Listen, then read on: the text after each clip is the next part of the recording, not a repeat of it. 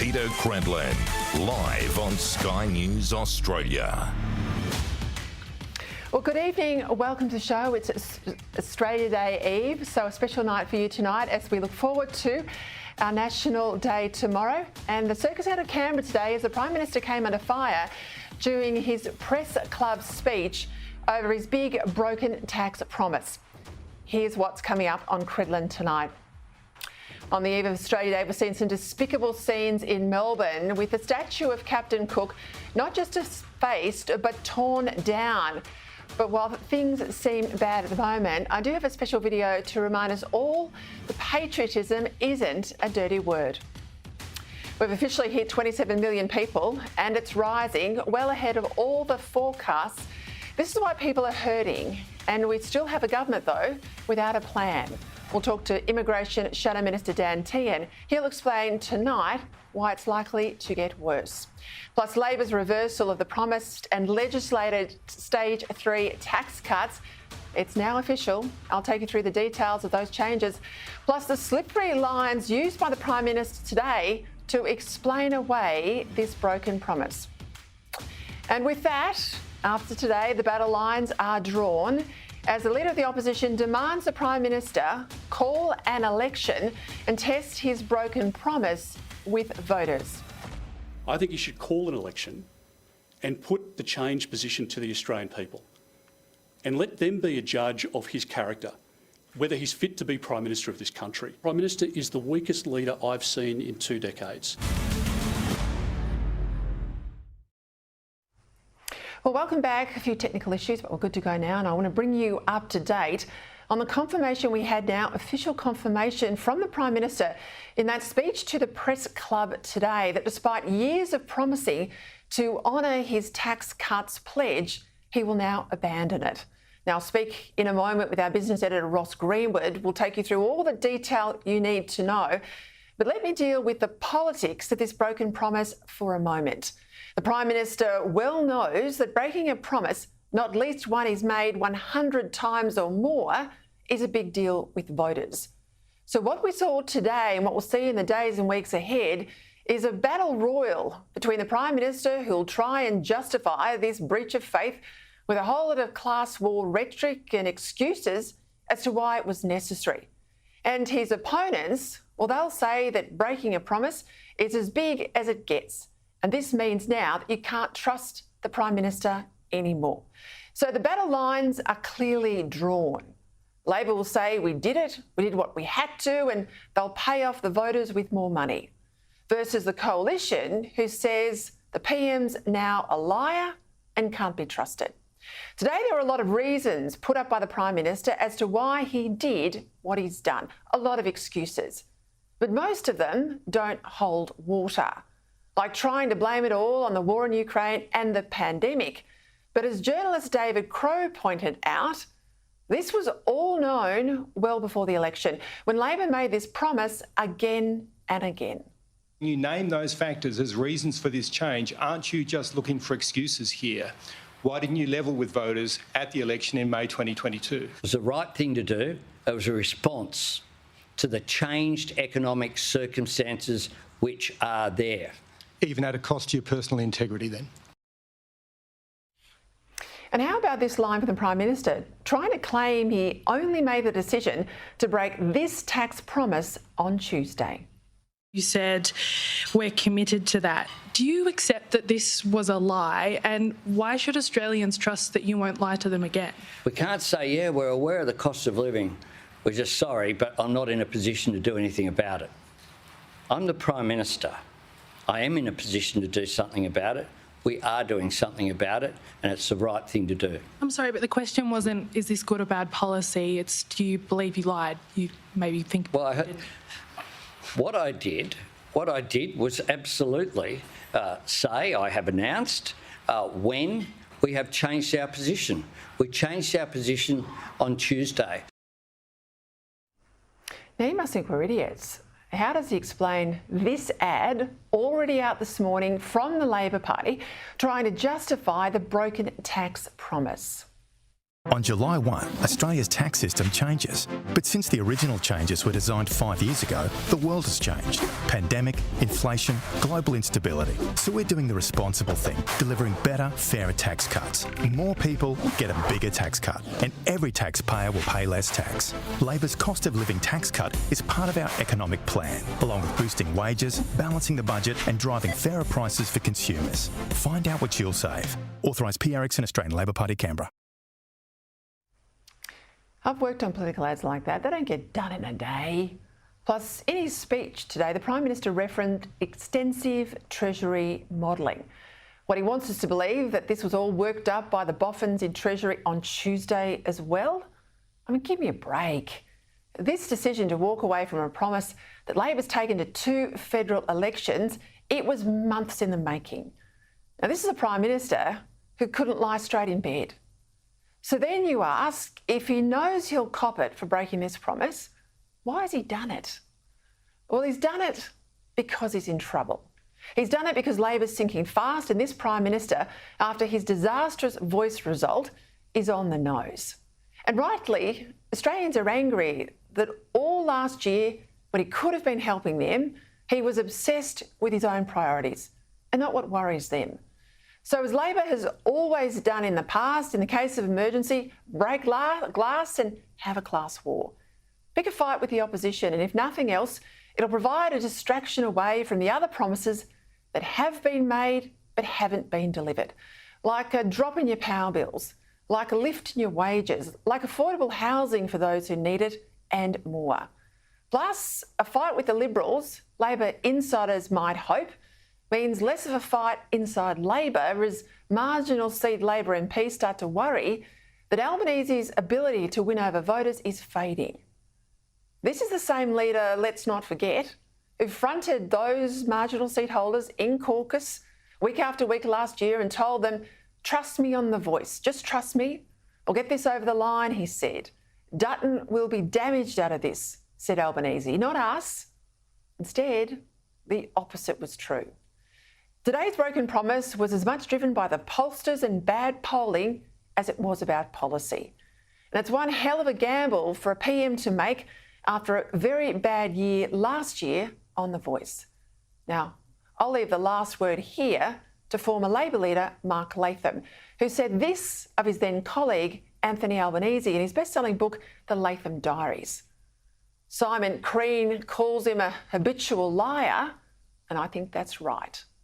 Now, that's a tough assessment from those who knew him best, but it would seem this leopard hasn't changed his spots.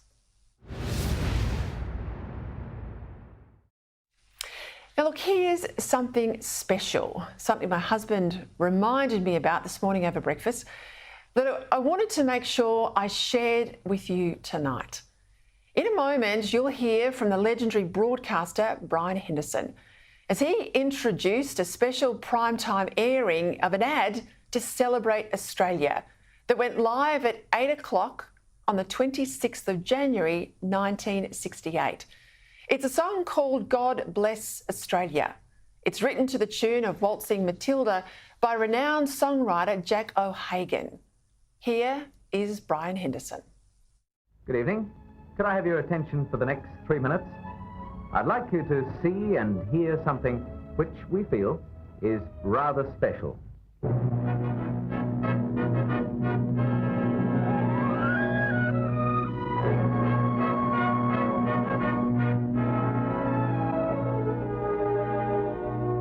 Here in this God-given land of ours, Australia, this proud possession, our own piece of earth, that was built by our fathers who pioneered our heritage.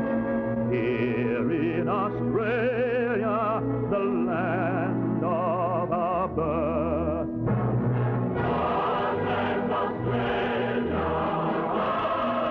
God bless Australia, all of the Anzacs, the strong and the free. It's a homeland, our own land, to cherish for eternity.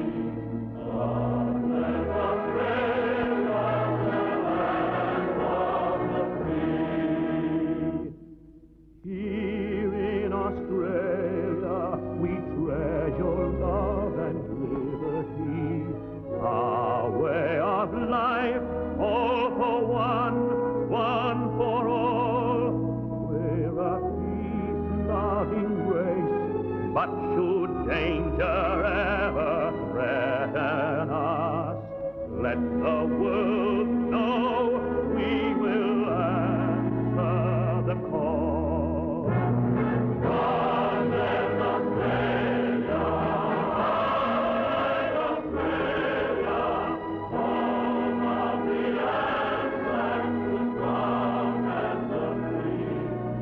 How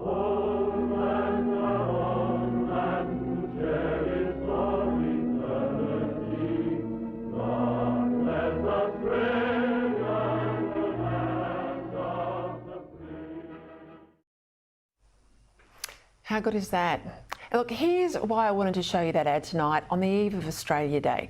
Because at the end of the ad came this, and it reads, produced by Ampol, the Australian company. The music behind this film was based on Waltzing Matilda, which has come to mean more to Australians than just a bush ballad. The words of the original song were rewritten by Jack O'Hagan, who in his lifetime has given Australia so many wonderful songs. It was presented to you by Ampol, partly as a tribute to the grand old Australia, Jack Hagan, but also as Ampol's contribution to Australia Day. Ampol's contribution to Australia Day, 1968. Then companies put on ads and paid for them, put them in the cinemas as well, to celebrate this country on Australia Day. Today, companies like Woolworths try to run down Australia. Now, thankfully on this, Woolies has copped a backlash. Maybe that says the Australia of old, the Australia of that Ampol ad, is still with us now. I hope so. To every one of my viewers newly arrived, or if you've been here and your family for generations, happy Australia Day for tomorrow. I'm sure you, like me, will give thanks to God for the blessing, the luck of the lottery to live here in this, the greatest country on earth. Meaning it's up to us to keep it that way. All right, that news from the day. Lots to break down from the Prime Minister's announcement, of course, about those tax cuts, and no one better to do that than Sky News business editor Ross Greenwood. Ross, I am hugely appreciative for you sticking around. It's been a big day for you with this news out at lunchtime. I played in my question, in my editorial, a question from the press conference today. David Crowe, he's from the Sydney Morning Herald, so no lackey of the Prime Minister, or not normally tough on the Prime Minister. He put it to him in that speech, in that press conference. PM, what about these mitigating circumstances you talk about? You talk about the pandemic as a reason. You talk about the Ukraine war. He made the point, though, Ross, that Albanese knew about all of these things before the election, and at the election he recommitted Labor and himself to these tax cuts. So how does that stack up? Well, it doesn't stack up, of course. What's changed is not the economy, not anything that wasn't known previously. What's changed is politics. And so this is a numbers game, pure and simple. The Prime Minister, by redirecting these tax cuts into middle and low income earners, is effectively playing the numbers game that there are more people there, therefore more voters, than what there are at the top end.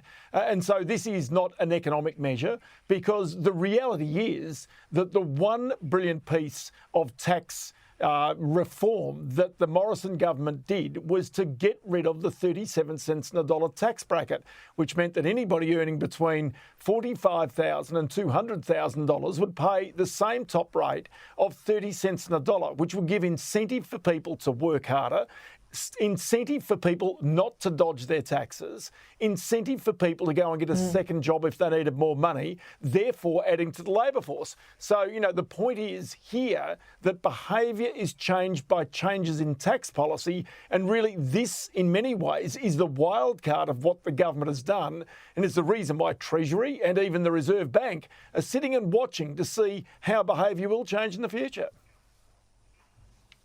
All right, well, take us through the detail. We had a bit of speculation earlier in the week. Where did we land? Okay, so where we landed really is the government's done a couple of things. It's effectively taken down the top tier of taxation, where it will kick in to $190,000. We'll have some graphics to show you this on the way through as well. But on top of that, what it's done at the bottom end is effectively given more support to people at the lower end by lowering their tax rates. So this means that a person now won't pay any tax until they earn more than $19,000. But as I say, what they've done in the middle section is recommitted to the 37 cents in the dollar tax bracket, which means people earning from $135,000 out to that higher rate, which is now $190,000, effectively are going to find themselves in a situation. Now, where this is going to land is some of these electorates that you see here. And this is going to be the fascinating aspect that we'll try and watch, how it changes the politics. Because to me, Peter, it's not just about the broken promise, but it's about the aspirational aspect of it. So one thing I can tell you is that even though short term this has no impact on the budget, over the longer term, over 10 years, what was expected to cost the economy $363 billion will now cost $28 billion more, because ultimately, long term, Australians will pay more tax as a result of this policy. And this is something that the Prime Minister did not advertise today. And the reason why is because of bracket creep. Because if you have more tax brackets in there, you've added another one back in there, guess what? The people end up paying more tax back to the government. Yeah, it did strike me as bizarre as I was watching the Prime Minister today, and he's basically giving a backhander to anyone on 190,000 super rich. That's where Labor's landed those people now. Sure, $190,000 of income per annum, you're doing well, right? You're well off. But this is a government, Ross, that's letting anyone who's earning a household-wise $500,000, $500,000, $500,000, get access to subsidised childcare. So none of this makes much sense. And your point there about more money at the lower end of the earning scale, fantastic, that's good, we know it's needed. But this is a point that Michelle Grattan pushed the Prime Minister on today, saying if you're going to give it to low-income earners, they're more likely to spend it. So that's actually inflationary. He says, no, that's not true, that's not true. He says, I've got all this Treasury advice to say you're wrong. What do you think? Well, it's going to be interesting because, look, no matter who you give the money to, they're going to spend it, right? So the fact of the matter is that people ultimately spend that money. So wherever it lands, it's going to be inflationary. But this is the reason why I would say that both Treasury and the Treasurer were trotted off to the Reserve Bank Governor to basically try and work out whether they would change their inflationary forecasts about this. They wanted assurances that this wasn't going to potentially affect interest rates. The money's going to be spent. But the reality also is there's another aspect to this, and that is, Peter, that you think about what it does to competition in this country, and that is the smartest and the best and the brightest. You come out of university now, you're a top income earner, you've got a great idea. If the government here now has higher tax rates than other parts of the world, where are you going to be attracted to take your skills and talents? And even though we know Australia, as you said, one of the greatest countries in the world, and the fact is people are queuing up to come here to Australia, the reality is you want more people coming here with their best ideas. You want your tax system to be as competitive as it possibly can be. And the reality is right now that Australia's tax system is not competitive with the rest of the world. The high income tax rates that we pay here in Australia do not compare well with other parts of the world, and therefore we are not necessarily always attracting the best and brightest people here. Not wrong, and of course you're going to contort your arrangements to create a company. You're not going to be wanting to be an employee. You're going to want the lowest tax rate. That's the company tax rate, given they've made that change. Ross, that was very comprehensive. I appreciate your time. As I said, I know you've hung around to join us here on Credlin. Thank you again. Still to come, my panel will help go through all of that. We saw a shocking display from the PM, some of those questions in question time. We've got that issue out of Melbourne where a statue has been toppled. This is Captain James Cook, of course, nothing much to do with Australia Day, Arthur Phillip there. And also our population, 27 million, 30 years ahead of forecasts. Welcome back. A lot to get through, so let's bring in my panel now. Media writer for The Australian and the Deputy Executive Director of the Institute of Public Affairs, Daniel Wild. Well, it's great to have company here on the set. I'll go to you first, Daniel, if I can. The PM today reckons he only made this decision on Tuesday. Well, we both have been around the traps. We call BS on this because clearly they had an ad in the can ready to go. They had a whole lot of other content. They also had all that Treasury polling. Peter Dutton reckons it's really related to the Dunkley by-election. Let's have a listen to what Peter Dutton said. I think he's looked at the polling for Dunkley. I think he's recognised that there are people on lower and middle incomes in Dunkley, and that this model, that his change that he's proposed today, is front and centre to trying to win political opportunity for the Labor Party in Dunkley. That's what it's about. Well, there he has it. He says he's looked at the polling. Peter Dutton obviously gets similar polling about Dunkley. He says Labor's in trouble and said that this is a panic job. I reckon Peter Dutton's spot on, and Peter Dutton saying that there should be an election on this is a good call. John Howard changed his perspective on the GST, but he took that to an election in '98. Yeah, he did. Something similar should happen here. I think this is really interesting also from a broader perspective. The coalition now actually has an opportunity to build on their stage 3 tax cuts and actually open up the tax reform debate. And they can do that by, for example, looking at indexing the tax brackets to get rid of bracket creep forever, looking at how to support families through things like income tax splitting to put families at the centre of tax policy rather than just individuals. But the other thing, and this was completely missing from Albanese's press conference, is a discussion about the drivers of the cost of living pressures. And there's 2 key policy drivers here: mass migration, which is putting pressure on everything, schools, roads, hospitals and housing. Even the Reserve Bank has acknowledged that. And energy policy, of course, net zero and the push for renewables, putting up the price of energy, which flows through to the economy. So I actually think this creates a real interesting economic opportunity for the coalition to continue to speak to those working class Australians overwhelmingly voted no in the voice to Parliament. Good point, because it's been a long time since we've had a decent economic reform debate. It's all been about personalities and, minor political tweaks. It's been a lot actually about environmental matters. But you're right, it's the economy or stupid. So I think that's got to be front and centre, and that's, I think, where Peter Dutton will go. Just on the media the PM's got today, he's got some shocking headlines around the country. I think we've got a picture there for my viewers there of the Daily Telegraph front page. Liability, they call the Prime Minister. In Melbourne, the Herald Sun ran on the attacks, I guess, against aspiration that these changes reflect. Can he live this down, do you think, Sophie? Well, Peter, there's a couple of things that are working against him in my view. The Voice obviously was catastrophic, and we've all been pretty much been told forget about it. There's not a word about The Voice. Wasn't pretty much as soon as they lost that. The $275 price drop for electricity has not happened. We're not hearing anything about that. And then today, obviously, we've got the changes with the tax cuts. Now, whether people actually care or not, do they care about their bottom line, or do they care if the Prime Minister's reneged on a promise, and how many people will it impact? And there'll be a lot of people who will benefit from the changes he's made. But I think he is in trouble, because now, if I was in the coalition, I'd be cutting up all those ads where he's promised something and he hasn't delivered it.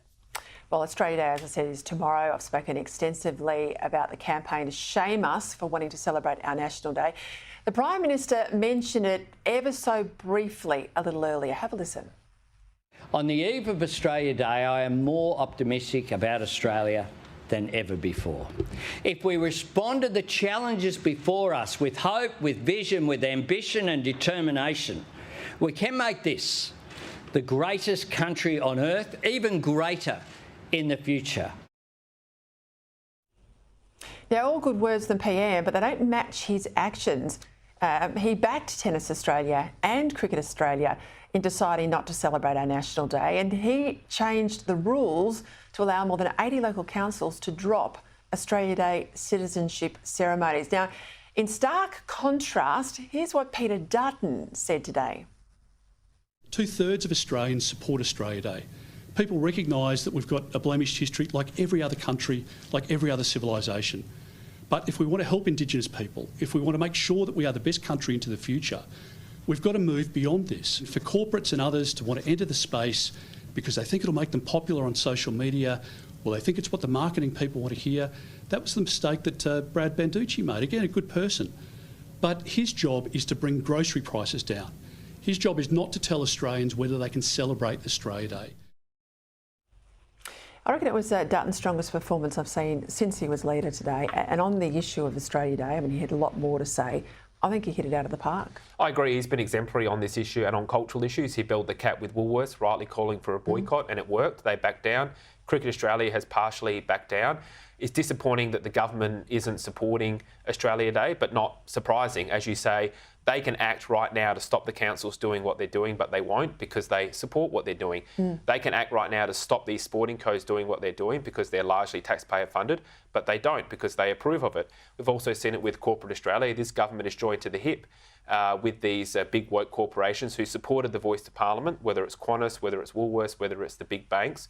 Of course, the government could act, and as you rightly identified, I think astutely today in your column, Peter, in The Australian, we need political leadership to put an end to this divisive debate by taking legislative action that would make it harder to change our National Day, because Australians should just, whatever side you're on, most people are just sick of this debate happening every year, and we need, strong political leadership to put an end to that. And it's a noisy minority. I mean, I want to say to Australians, don't fall into the trap of thinking that the majority of your fellow citizens want to change our day. Poll after poll, you had a recent poll, the IPA. 2/3 support it. 2/3 support it, but they won't give up. Hey, so for ABC, back in the headlines today, there's a new chairman on the way, but it's interesting. This is Kim Williams, who said, we'll aspire to have the ABC free of bias. Now, I'll tell you what, I want more than aspiration. I want it free of bias. Peter, this is an almighty task Kim Williams has on his hands. Whether he can do it, he's got 5 years to turn that ship around. But the disasters there continue. It's 4 weeks into the new year. They've made headlines day in, day out. Today, the news director has emailed all editorial staff saying we need to be more inclusive. We need to have listening sessions with culturally diverse staff, drop-in sessions, town halls. What? It just goes on and on. I exposed this today in The Australian, Peter. They're so caught up in appeasing these minority groups within the ABC, these activist journalists. There's a lot of good people at the ABC who just want to do their job, but there's this noisy group inside there that are effectively running the place. And look, Peter, there was only 130 staff that voted vote of no confidence in Managing Director David Anderson. 3% of staff. He's bowed to them, and he's now meeting them to discuss the issue of the Antoinette Lattouf affair. So this is just weak management. Kim Williams has a very tough task, but I don't think he's going to be a pushover. I think we're getting to a stage where if you want the ABC, you pay for it. Honestly. Hear, hear. Pay per view. All right. Thank you both for your time. Happy Australia Day. Thank you. Thanks, Peter. All right, let's go to those sickening scenes we saw in Melbourne earlier this morning. Vandals targeting the statue of Captain Cook and St Kilda, and another statue, this one of Queen Victoria, located in the nearby Botanic Gardens. Now, the attacks on the Cook statue have almost become routine this time of year. But where this year differs is the vandals got as far as to actually hack down the statue, also scrawling the plinth underneath with the message, "The colony will fall." For more on this, I'm joined by the City of Port Phillip Mayor, or Councillor, beg your pardon, Marcus Pearl. Marcus, thank you for your time. St Kilda falls within your council's boundaries. What's been the reaction of locals to this vandalism this morning?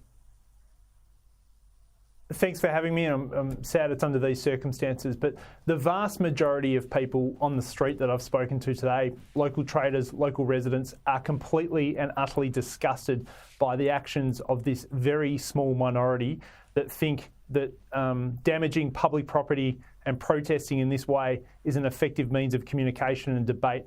Australia is the greatest country on earth, and we have free speech and we have free debate, but this sort of activity, these sort of actions, is completely and utterly unacceptable. Do we know if it's locals, local community people sort of fired up, or are these outside activists coming in? We need to find out who these people are, and it was reported to police whilst the incident was happening, is my understanding, and unfortunately we weren't able to get down there in time.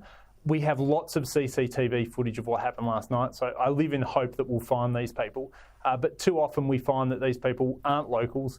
They're people trying to make an activist stance on an issue which the vast majority of Australians don't particularly think is a big issue. Captain Cook's statue has been there for more than 100 years. It's part of our cultural heritage. I was pleased to see the Labor Premier in Victoria today say that also. It's protected, it's heritage listed.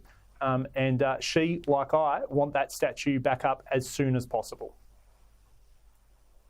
I mean, given the size of that plinth, given the fact it's a bronze statue, you reckon there'd have to be an angle grinder or something that used. So, makes a bit of noise, would have attracted a bit of attention. I hope the police get to the bottom of this. But more importantly, I mean, you were very strong on it this morning. You put out a statement saying that this is a repeated pattern of disrespect.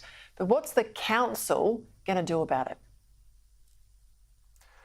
We've been preparing for this for some time. I'm not going to go through exactly what we do, obviously, but we have CCTV in place in the area. We have a security operation that's focused on Australia Day, obviously. That's been pretty successful in the past few years. You didn't see anything last year because we prevented it from occurring last year, and the same as the year before. But obviously our efforts and our operation have been outfoxed by these people when they've gone to a whole new level in some respects and a whole new low in terms of their activities here. This is just a criminal act of vandalism. It doesn't advance anyone's cause. It doesn't advance the debate in our great country. And these people need to be found and they need to be held to account. We'll review our security operations. We'll look at the activities we put in place. We'll look at the failings of it and we'll improve for the future. But we can't protect every piece of cultural heritage in our city, across our country, across our states, from people that are hell-bent on damaging public property. No, we can't, but I think we all want that statue to be returned to its glory. Thank you very much, Marcus Pearl, Councillor Marcus Pearl there from the affected council at the City of Port Phillip in Victoria. All right, let's go back to the betrayal today by the Prime Minister on the issue of those tax cuts. I want to play you something the Prime Minister said just a couple of days ago. Have a listen. I can confirm that we haven't changed our position. We have no change to our plans. Tax cuts will happen in July. That was last week. Joining me now, Shadow Immigration and Citizenship Minister Dan Tehan. Well, Dan, I mean, there's broken promises and then there's almighty efforts like we've seen 100 times, he said on camera. My word is my bond. Phrases I think that'll haunt Anthony Albanese to his political grave. How do you think he's going to be judged after the speech today and this attempt to frame the broken promise as a necessity? Well, it's a sad day for our nation, and I think the Australian people will see it for what it is, that they've been lied to over a number of years now. And the Prime Minister, the thing about it today at the press club, he was unashamed about it. Unashamed the fact that he looked people in the eyes and told them one thing that was going to happen, and then knew that he was going to do something else. And you know, here was someone who said we have to improve the discourse of our nation, that we have to put integrity back into politics, that called the previous coalition Prime Minister Scott Morrison a liar, and yet here he has been for nearly 2 years conducting the biggest lie I think that this nation has seen from a Prime Minister ever, and unashamed about it. I think it's a sad day for Australia. I think it's a sad day for the office of the Prime Minister, and I think the Prime Minister isn't going to be able to recover from this. I really don't. And the sad thing is he doesn't seem to get the consequences of what he's done. I mean, you and I have been around politics a long time and there's plenty of people on the other side you don't agree with, but you can respect them. Disagree in policy terms, but you respect them for the politician they are and for their character. What does this say about the Prime Minister's character? Well, I think it says sadly a lot about his character, and it says sadly that he can't be trusted. And, it makes you start wondering about a lot of things. He said that he wanted Australia Day to remain on the 26th of January, and he supported that before the last election. We now know that what he's been doing is, through his actions, is slowly undermining it. And we now know that really it seems like his whole modus operandi is to say one thing before an election, do things that undermine things, and then he'll say, circumstances have changed, so I've changed my position. Now, that's not a way to govern a nation. That's not real leadership. Real leadership is being prepared to say, these are the difficult issues we need to confront. This is what I'm going to do. This is what real reform looks like. This is how we secure our nation's future, and that's what I'm going to do. Instead, what we seem to have is a socialist left leader who portrayed himself as something else before the last election and is now unashamedly showing his true colours and not even bothering to apologise to the Australian people for having lied to them before the last election. Yeah, he's going to try and win a war with you over the coalition claims that this is a broken promise and it matters and it speaks to his character. Against his argument, I had to do it because of economic circumstances, even though, as Ross Greenwood said, the ones he cited today, like the pandemic, like the war in Ukraine, all happened before he remade the commitment here on the tax cuts. But he's also going to hope that by buying people off, particularly in the upcoming Dunkley by-election, that he'll win the argument that way and people will look past this. But you don't think they will? I don't think they will. Let's take the war in Ukraine. Before the last election and even after the election, he said that he would be there to help and support the Ukrainians through thick and thin, right to the bitter end. Well, look what happened with the Taipan helicopters. Over $1 billion of military equipment, which could have been offered to Ukraine, instead has been buried in the ground here in Australia. So do you think the Ukrainian population here in Australia are going to say, oh, this is a man of his word, this is a Prime Minister who says something and then we know he will do everything he can to deliver? No, and we're going to see countless and countless examples of that. His character now is seriously under question, and rightly so. And I think the people of Dunkley aren't mugs. I think that they don't want to be treated like fools like this, because they'll know that the Prime Minister might do this to try and buy their vote ahead of the Dunkley by-election, but then what would he do to try and buy the vote of others that might then put the people of Dunkley under a bus? We've seen it with the way that they cut infrastructure to the electorate of Dunkley. Well, I just want to get to that, if I can, Dan. I just want to get to that because the ABS yesterday reported we're officially 27 million people. I know you've been speaking out against this massive record spike in migration, saying, you know, it's operating by Labor under no plan whatsoever. We're 30 years ahead of the forecast where they said we'd hit 26. Well, we're 27. Our population's growing faster and faster. And we've got all of these infrastructure challenges. People can't get themselves a home. This is why we're hurting, isn't it? It is. Immigration is too high. It's running at over 500,000 people a year under Labor. It's putting enormous pressure on housing, on rents, on people's ability to see a doctor. They've cut infrastructure. So in electorates like Dunkley, you know, you're not seeing rail going into that electorate anymore. You're not seeing the road upgrades that are needed. This is a government which said one thing before the last election is doing completely the opposite now. It never said it was going to increase immigration by 500,000 a year, yet that is exactly what it's doing. All right. Thanks, Dan Tehan. Enjoy Australia Day tomorrow. All right, quick break after the break.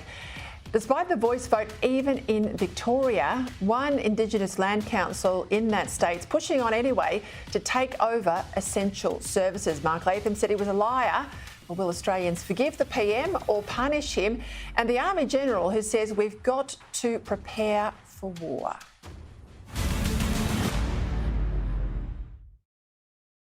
Welcome back. Let's bring in my panel, former Liberal MP Nicole Flint and Spectator Australia columnist, who's also a radio star, Terry Barnes. Thank you both for your time. We've talked a lot about the detail of these tax cuts, but I want a political assessment from both of you. I'll start with you, Nicole. You've been in a marginal seat. I know he's been paying off people with some of the increases to lower income earners in these cuts today, but just the gist of a broken promise out there in the electorate. How do you think this is going to go down? I don't think it's going to go down at all well, Peter.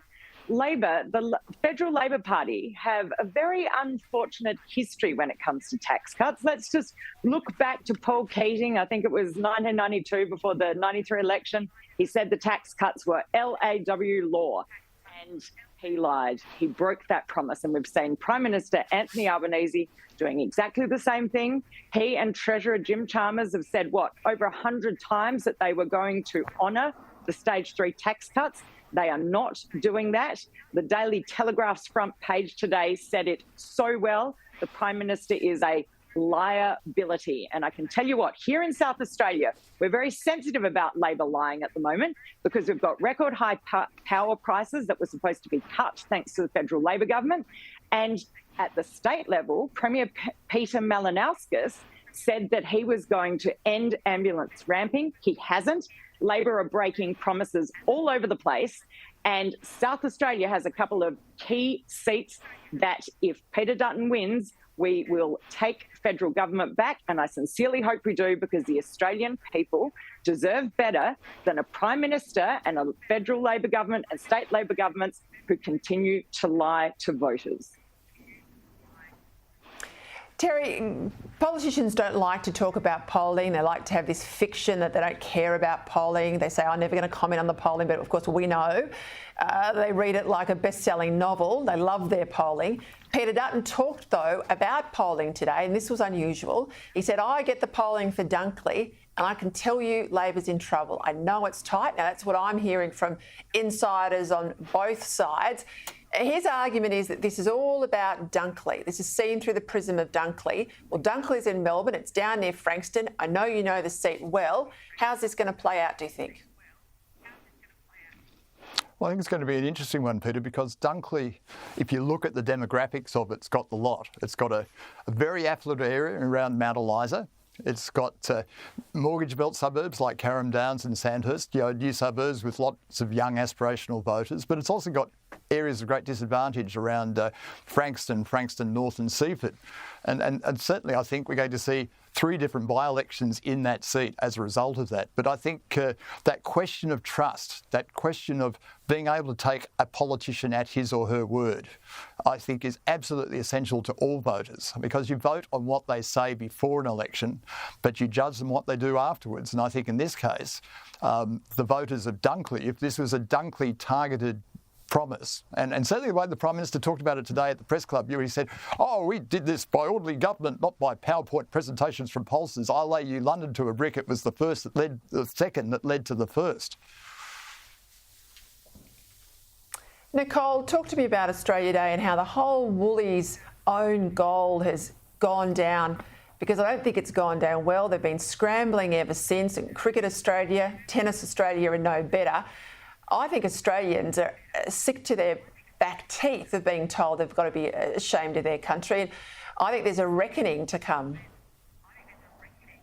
There absolutely is, Peter. And excuse my voice tonight. I've been out and about in the state seat of Mackillop here in South Australia all week. I have spoken to and listened to hundreds and hundreds of voters, not just Liberal Party members, ordinary community members. They are absolutely sick of being told that Australia is a terrible country, that we can't celebrate Australia Day on Australia Day. They have had enough of local councils cancelling Australia Day, which is the most wonderful time that you can become a new citizen of this beautiful nation. And everyone is absolutely sick of hearing from big corporates with their left-wing agendas and from high-paid elite sports stars like cricketers or the likes of Tennis Australia telling us what to think. Sport has no right to be commenting on politics. Just stick to your knitting or stick to your tennis rackets or stick to your cricket bats and do your job, and stop telling Australians what to think about our wonderful country. And I will put in a plug for our wonderful independent supermarkets. All of them through the Southeast all have Australia Day merchandise. So get out and support your local independent supermarkets here in SA. Yeah, we heard from the CEO of Drake's. He was wonderful. Hey, Terry, last year in Victoria, 10 Victorian councils, they were shocked when they heard about a secret deal signed by Dan Andrews that would see land and naming rights over their council area handed to Indigenous groups. Well, today we learn that one of the state's largest Aboriginal land councils is lobbying to be given oversight of essential services as, quote, a remedy for the impacts of colonisation. Now, even Victorians voted against the Voice. Why is this going on?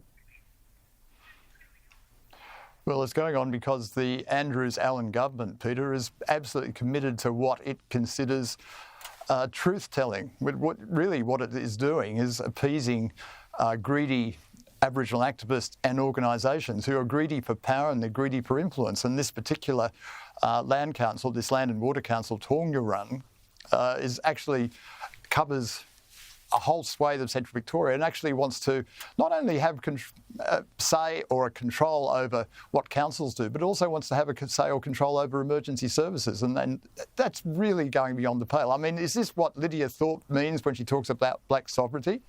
I mean, what we need is effective essential services. It doesn't matter what race you are, it doesn't matter what group you belong to, as long as those services service you, that's all that matters. Hey, just quickly, I'm almost out of time, but I want to mention this. The Chief of the British Army is warning the nation they are unprepared for potential war with Russia and says civilians have got to be trained to combat. Now, Terry, this is serious. Well, it is, and certainly the Chief of Army in the UK has basically warned Britain in a speech that the British government, number 10 Downing Street, didn't want to have out there, apparently, but warned that to be prepared for anything that might come from Russia in the next decade or two, that a citizens' army has to be built up. And certainly, if you go back 100 years or so to the territorial army that was established in the early 1900s, that turned out to be crucial in stopping Germany in 1914. And I think the General is absolutely right. I think Britain has to be prepared, but more to the point, we have to be prepared in our own region. We have to, Terry. I've got to leave it there, but you're absolutely right. In Asia, China is a big concern. Nicole, thank you. Terry, welcome aboard. All right, that's it for me. I'll be back on Monday night at 6. Up next, Andrew Bolt.